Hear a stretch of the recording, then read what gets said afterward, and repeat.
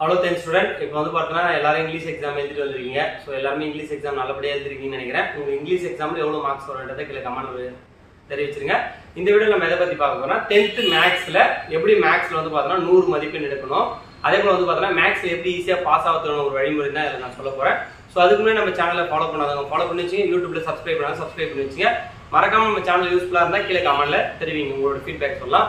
சரி மேத்ஸ்ல 100 மதிப்பெண் எடுக்கணும்னா தெளிவா உங்களுக்கு இந்த வீடியோல சொல்றேன். சோ ஃபுல்லா வீடியோ பாருங்க.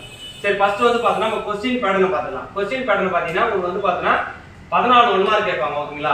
இந்த 14 1 மார்க் வந்து பார்த்தா புக் பேக்ல இருந்து நீங்க படிச்சீங்கன்னா மேக்ஸिमम 9 to 10 வந்துரும் ஓகேங்களா. 4 क्वेश्चन தான் உங்களுக்கு இன்டர்வியூ क्वेश्चन கேட்பாங்க.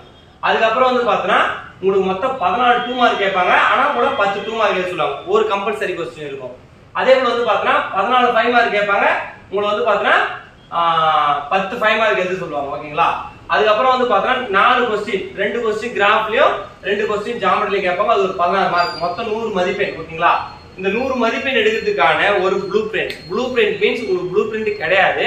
ஆனா இது வரைக்கும் எக்ஸாம்ல கேட்கப்பட்ட क्वेश्चन அனலைஸ் படி வந்து பார்த்தா உங்களுக்கு ப்ளூ பிரிண்ட் நாம சொல்ல போறோம். சோ அதுக்கு முன்னாடி இந்த வீடியோ வந்து பார்த்தா உங்களுக்கு பிடிச்சிருந்தா லைக் பண்ணி வச்சுங்க. சரி ஓகே மேத்ஸ்ல நான் 100 மார்க் எடுக்கணும்னா சரி என்னென்ன சாப்டர் படிச்சா நான் 100 மார்க் எடுக்க முடியும் அப்படின்னு பாத்தீங்கன்னா தெளிவா சொல்றேன். உங்களுக்கு ஃபர்ஸ்ட் சாப்டர்ல இருந்து உங்களுக்கு வந்து பார்த்தா 2 1 மார்க் கேக்குறாங்க, 2 2 மார்க் கேக்குறாங்க, 2 5 மார்க் கேக்குறாங்க. டோட்டலா எத்தனை மார்க் வந்து 16 மதிப்பெண் ஃபர்ஸ்ட் யூனிட்ல. அதே போல செகண்ட் யூனிட்ல வந்து பார்த்தா 2 1 மார்க் கேக்குறாங்க, 3 2 மார்க் கேக்குறாங்க, 2 5 மார்க் கேக்குறாங்க. அப்புறம் வந்து பார்த்தா டோட்டல் 18 மதிப்பெண். மூணாவது யூனிட் ரொம்ப ரொம்ப இம்பார்ட்டன்ட். அல்ஜிப்ரா வந்து பார்த்தா 3 1 மார்க் கேக்குறாங்க பெரிய சாப்டர். அதுக்கு அப்புறம் வந்து பார்த்தா 3 2 மார்க் கேக்குறாங்க, 3 5 மார்க் கேக்குறாங்க.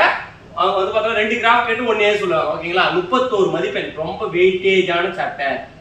அதுக்கு அப்புறம் வந்து பார்த்தா ஜியோமெட்ரில வந்து பார்த்தா ஒரு 1 மார்க் கேக்குறாங்க, 2 2 மார்க் கேக்குறாங்க, ஒரு 5 மார்க் கேக்குறாங்க.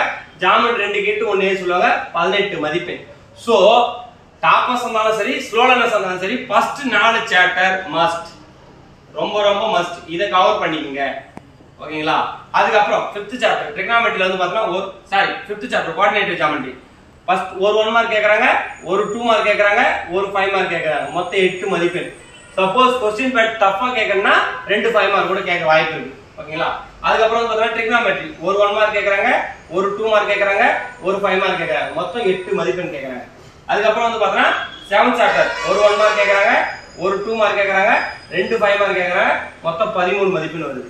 அப்புறம் வந்து பார்த்தா 8th சாப்டர் 3 1 மார்க் கேக்குறாங்க, ஒரு 2 மார்க் கேக்குறாங்க, 2 5 மார்க் கேக்குறாங்க. மொத்தம் 15 மதிப்பெண். சோ உங்களுக்கு வந்து பார்த்தா क्वेश्चन மொத்தம் வந்து பார்த்தா 14 1 மார்க்கான क्वेश्चन வந்துச்சு. அதே போல வந்து பார்த்தா 14 2 மார்க்கான क्वेश्चन 10 தான் நீங்க எழுதணும் 20 மதிப்பெண். அதே போல வந்து பார்த்தா 14 5 மார்க் கேக்குறாங்க நீங்க 10 தான் எழுதணும் 50 மதிப்பெண். அதே போல வந்து பார்த்தா ஜியோமெட்ரி 2 கிராஃப் 2 கேட்பாங்க. மொத்தம் வந்து பார்த்தா 2 क्वेश्चन தான் எழுதணும் 16 மதிப்பெண். சோ உங்களுக்கு இந்த ப்ளூ பிரிண்ட் நல்லா தெளிவா புரிஞ்சிருக்குன்னு நினைக்கிறேன். சோ ஓகே இப்போ வந்து பார்த்தா வெயிட்டேஜ் சாப்டர் ஓகேங்களா. வெயிட்டேஜ் சாப்டர் எடுத்தீங்கன்னா நீங்க வந்து பார்த்தா சாப்டர் 1ல மொத்தம் 16 மதிப்பெண் வருது. சாப்டர் 2ல வந்து பார்த்தா 18 மதிப்பெண் வருது. சாப்டர் 3ல 31 மதிப்பெண், சாப்டர் 4ல 18 மதிப்பெண், சாப்டர் 7ல 13 மதிப்பெண், சாப்டர் 8ல 15 மதிப்பெண். நீங்க இதுல இருக்கிற சாப்டர் நீங்க கவர் பண்ணாலே மேக்ஸिमम இந்த 6 சாப்டர் நீங்க ஃபுல்லா முடிச்சீங்கன்னா 100 மார்க் கன்ஃபார்ம் எடுத்துடலாம் ஓகேங்களா. ஆனா கம்பல்சரி क्वेश्चन மட்டும் எதுல கேட்பாங்கன்னு சொல்ல முடியாது. சோ அந்த ஒரு சாப்டருக்காக மட்டும் தான் நீங்க எல்லாத்தோட இம்பார்ட்டன்ட் क्वेश्चन பார்க்கணும். மத்தபடி நீங்க 90 அபோவ் எடுக்கணும்னா இந்த 6 சாப்டர் 1 2 3 4 7 8 இந்த 6 சாப்டர் நீங்க நல்ல ஃபுல் क्वेश्चन நீங்க தரவா படிச்சீங்கன்னா கண்டிப்பா 90 அபோவ் எடுக்கலாம். சரி பாஸ் ஆகணும்னு நினைக்கிற ஸ்டூடண்ட் தெளிவா சொல்லிடுறேன். 4th சாப்டரை பொறுத்த வரைக்கும் உங்களுக்கு ஒரு தேரம் கேட்பாங்க பைசெக்டார் பைத்தாகரஸ் சீவாஸ் தேரம். சோ வந்து பார்த்தா அதுல இருந்து உங்களுக்கு கண்டிப்பா ஒரு 5 மார்க் கம்பல்சரி வந்துரும். சோ ஃபர்ஸ்ட் உங்களுக்கு தெரியும் ஓகேங்களா a cross b. நான் இம்பார்ட்டன்ட் क्वेश्चन எல்லாமே நான் அடுத்து வீடியோ போடுறேன். சோ இந்த வீடியோக்கு எவ்வளவு லைக் வருது உங்க ஃப்ரெண்ட்ஸ்ல எவ்வளவு ஷேர் பண்றீங்க ப்ளூ பிரிண்ட் கேட்டிருந்தீங்க. சோ தெளிவா சொல்லிட்டேன். நீங்க கவரேஜ் பண்ண வேண்டிய சாப்டர் 1 2 3 4 7 8 ஞாபகம் வச்சுங்க. அப்படி முடியலனா ஒரு நல்ல மார்க் ஸ்கோர் பண்ணா ஃபர்ஸ்ட் 4 சாப்டர் நீங்க கவர் பண்ணாலே 60 மதிப்பெண் மேல எடுக்கலாம் ஓகேங்களா. சோ அதனால நல்ல இதுல இருக்கிற எல்லாத்தையும் படிச்சீங்க. அடுத்து வந்து பார்த்தா உங்களுக்கு இம்பார்ட்டன்ட் क्वेश्चनலாம் வந்துட்டே இருக்கும். உங்க எல்லாருக்கும் புரிஞ்சிருக்குன்னு நினைக்கிறேன். சரி ஓகே அடுத்து வந்து பார்த்தா இதுலயே நான் அப்படியே ஸ்டடி பிளான் சொல்லிடுறேன் ஓகேங்களா. ஸ்டடி பிளான் வந்து பார்த்தா இன்னைக்கு நீங்க என்ன பண்ண போறீங்கன்னா ஃபர்ஸ்ட் டேல வந்து பார்த்தா ஃபர்ஸ்ட் 1 மார்க் புக் பேக்ல இருக்கிற 1 மார்க் படிச்சீங்க. அதே போல வந்து பாத்தீங்கன்னா உங்களுக்கு எது இன்னைக்கு ஈஸியான சாப்டர் பாத்தீங்கன்னா 4th சாப்டர் ரொம்ப ஈஸி. சோ அப்ப 4th சாப்டர் வந்து பாத்தீங்கன்னா இன்னைக்கு கம்ப்ளீட் பண்ணீங்க. அடுத்த 4 நாட்கள் வந்து பாத்தீங்கன்னா 2 சாப்டரா போட்டு பாருங்க. ஓகேங்களா? ஃபர்ஸ்ட் 2 சாப்டர் போட்டு பாருங்க, இல்ல அடுத்து 3 நாள் போட்டு பாருங்க. 3க்கு மட்டும் ஒரு நாள் டைம் ஸ்பெண்ட் பண்ணீங்க. ரொம்ப இம்பார்ட்டன்ட் வெயிட்டேஜ் சாப்டர். சோ 3க்கு மட்டும் ஒரு நாள் எடுத்துங்க.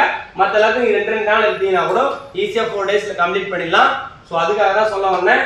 சோ இந்த வீடியோ கண்டிப்பா யூஸ்ஃபுல்லா இருந்தா லைக் பண்ணிட்டு கீழ கமெண்ட் தெரியுங்க. Thank you.